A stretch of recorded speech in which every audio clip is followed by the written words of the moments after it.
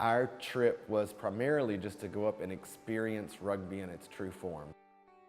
So we had gone up and viewed practices and watched them draw blood and go through the process that we did and deliver the supplement. What we haven't done is truly seen an international rugby competition, and so it was exciting for us to go up there and see all the different countries competing.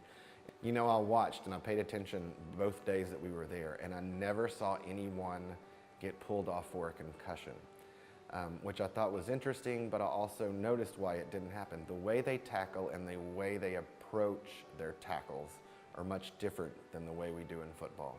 Obviously they don't have gear, but just the way they always lead with the shoulder. Every time I saw them leading with the shoulder. They're just different impacts.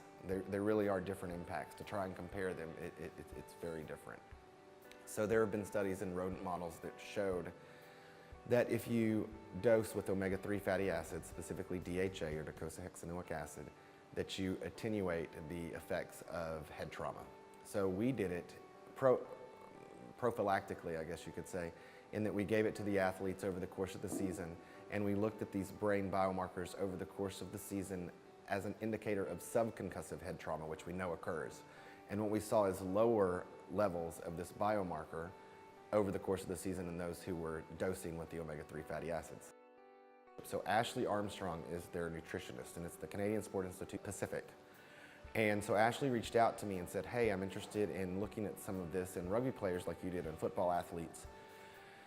And so we sat down and we had a conversation, and we designed the study, and we went to Brain Armor, who's probably the biggest supplier of omega-3 fatty acids for this purpose exactly. And Brain Armor said, hey, we'll give you the money and we'll fund the study. And so they've been instrumental. They're supplying all the product, and they're also paying for us to do all the blood analyses, all the travel that we've done to go up there to make sure the blood's being collected. And it's just been a great relationship between all three of us. What I tell my students is that they really need to have an understanding of all groups and bring those groups together, because we have aspects of psychology, we have biomechanics, we have nutrition, we have physiology. So it's really important. You cannot be a specialist in everything. You can't be a jack of all trades or a Renaissance man. You typically have a specialty, and everybody has a specialty, but when you bring all those specialties together, it really helps kind of further science, but also further the athlete.